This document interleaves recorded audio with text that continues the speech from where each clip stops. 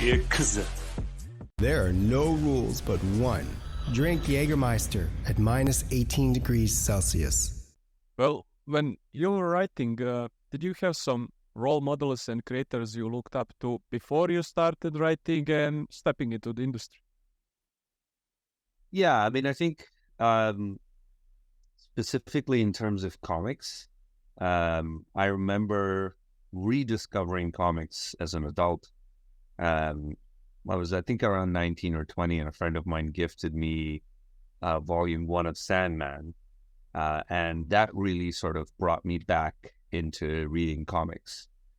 And I don't know why, but at the time I was kind of obsessed with creators. So if I liked one thing that Neil Gaiman had done, then I was going to read everything Neil Gaiman had done. And so... You've done a lot of things. Yeah. And so I pretty much read, I think I've at this point read everything Neil has done.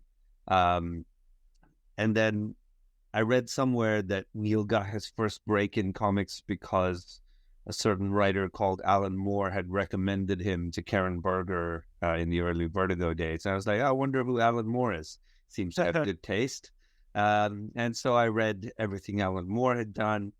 And then pretty much, if you keep following that rabbit hole, then you end up reading Grant Morrison, Warren Ellis, Garth Ennis, Brian Azzarello, basically everyone who wrote that sort of late 80s, early 90s era of Vertigo, if you will.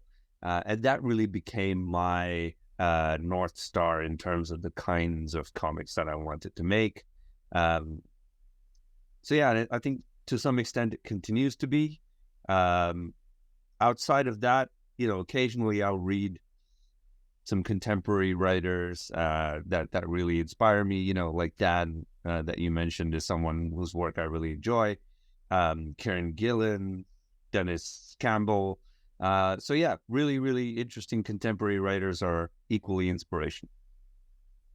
Yeah, I mean, it's interesting because you mentioned first that some of those comics books that you read, those were, except Flash Gordon was obviously kind of a superhero, but not the superhero like Marvel and DC. So was that kind of your reintroduction to the comics? You were slowly going into the modern superheroes, so to speak. Was it like that? Yeah, I mean, for a really long time when I was 13, my father took away all my comics and he said, you have to read proper books now. You have to grow up.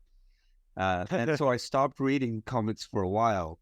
And I was reading sort of Steinbeck and I'd started reading more literary authors. And so I really stopped reading comics for a long time. So somewhere between like age of 13 and 19, I don't think I read too many comics.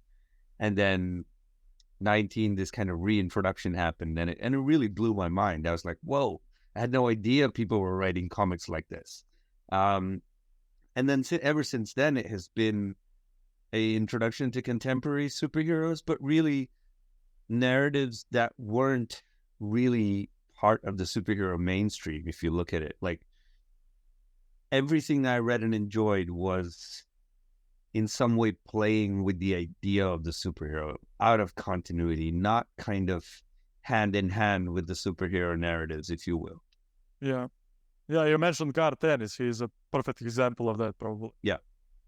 And even like the more contemporary superhero stuff that I read was kind of subversive in some way. Like Kingdom Come, Mark Waid was one of my favorite things, but again, it was doing something different.